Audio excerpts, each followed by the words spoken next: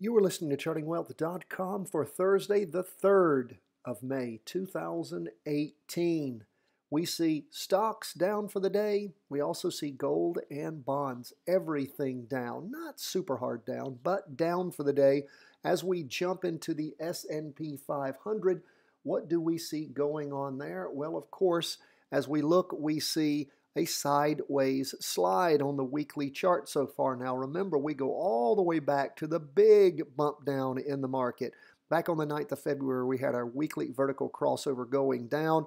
The market then sort of slid up a little bit the week after that, and then sort of slid sideways, bumped up again pretty good on the week ending the 16th of March. Down for the following 3 weeks, and then sort of sideways since then. Right now we have a red spinning top, means lots of indecision.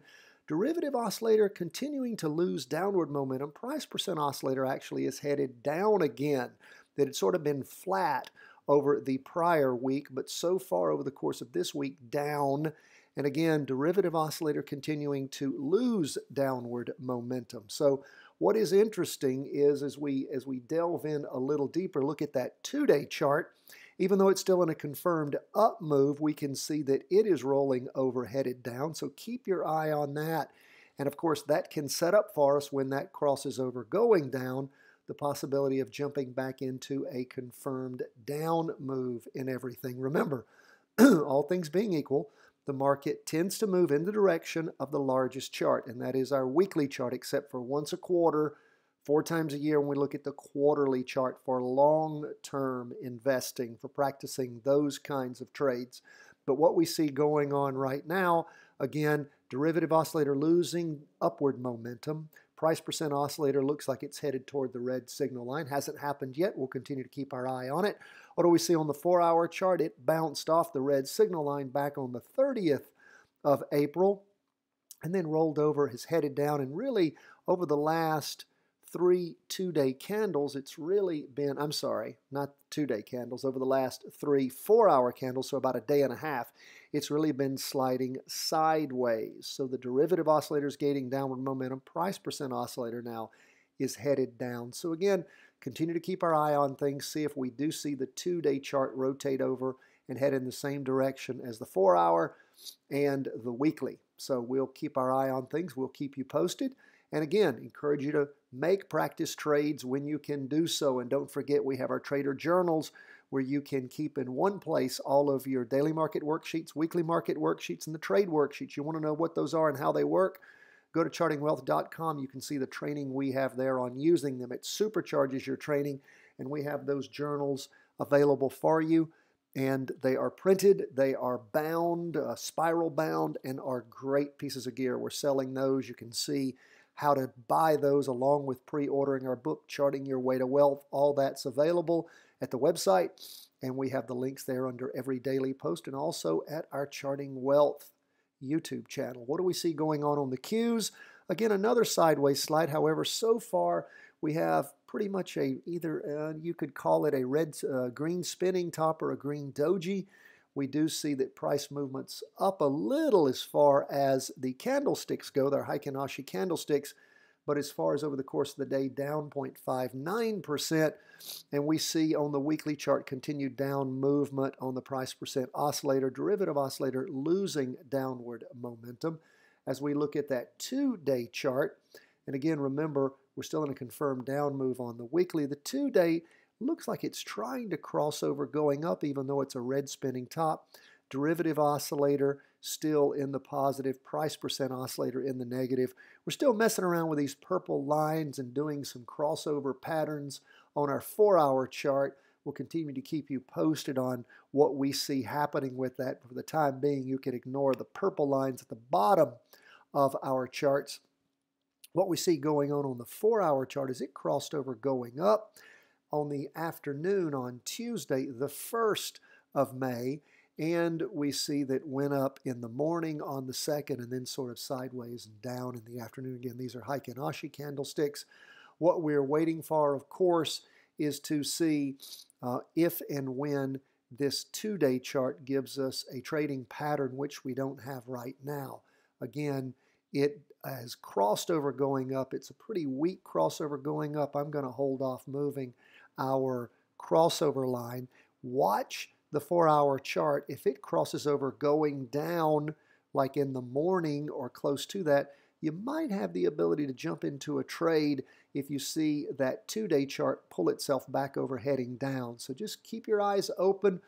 It could bump up, but you might have the opportunity for a trade on the cues if you see continued down movement and a crossover on that 4-hour chart, which will probably pull the 2-day chart back over going down. Just keep your eyes open, see what you see. Back to the weekly chart, we see on TLT 20-year bonds. Of course, we had a weekly vertical crossover going up back on the 29th, went up the following week and then slid sideways and down since then. And when I say the 29th, I'm talking the 29th of March. And then throughout the course of April, things sort of slid sideways and down. So far this week, we have a green spinning top. Again, means some indecision, but primarily up. However, derivative oscillator losing momentum. Price percent oscillator looks like it's trying to cross over going down. Tried to cross over last week going down and pulled back and did not manage to do it. So we'll wait and see what we see. And if indeed this weekly chart rotates over going down, as we go to the 2-day chart, we can see that it already crossed over going down back on the 2-day candle ending on Friday the 20th of April. And of course went down for 4 more days after that and then sort of sideways since then. We have a red spinning top on the 2-day chart, which means indecision tending down, derivative oscillator negative, but losing some downward momentum. Price percent oscillator looks like it's ticked over, heading down a little stronger. Let's look at our 4-hour chart. What do we see there? 4-hour chart again looks like it's trying to bottom somewhere around 118.45. And again, derivative oscillator losing momentum, price percent oscillator pretty much flat. So again, we want to keep our eye on these charts and see if indeed at the end of the week we have a crossover going down on the weekly. That's really the only thing that's going to give us the possibility of jumping into a trade maybe over the course of next week on TLT, the 20-year bonds. So back to the weekly, and lastly we go to gold.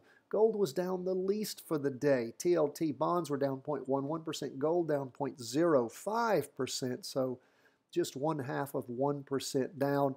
We do see that gold, of course, crossed over going down back on the 16th of March and then sort of moved up since then, but slowly going up with a couple of down weeks in there, and then really earnestly started moving over going down once that 2-day chart crossed over going down during the week ending the 27th of April, and then so far down, the biggest down candle we've seen in quite a while on gold. Would have to go all the way back to 2017 to see as big a down candle as we have drawing right now. Derivative oscillator gaining downward momentum, price percent oscillator kicked over going down.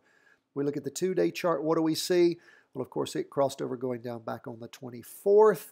And we have 4 solid down candles since then. Derivative oscillator gaining lots of momentum going down. And when we look at the 4-hour chart, we just haven't found a good jumping in point because gold crossed over going down all the way back on the 19th. We've not had a pullback and a jumping in point on gold since then. And again, that's what we like to see, is a bit of a backup and then movement back in the direction of the 2-day and the weekly trend lines. We haven't had that. On the 4-hour chart, it looks like gold over the last 2 days has bottomed out somewhere around about 123.75 or so, and we'll just continue to watch and see. What is nice to see is this 4-hour chart started working again for us. Hopefully, when things turn around, we'll be able to start looking to see if that 4-hour chart will come back to us and become a trading chart that we can count on. Has not been over the last couple of months. You know, we continued to count on it back in 2016 and 17.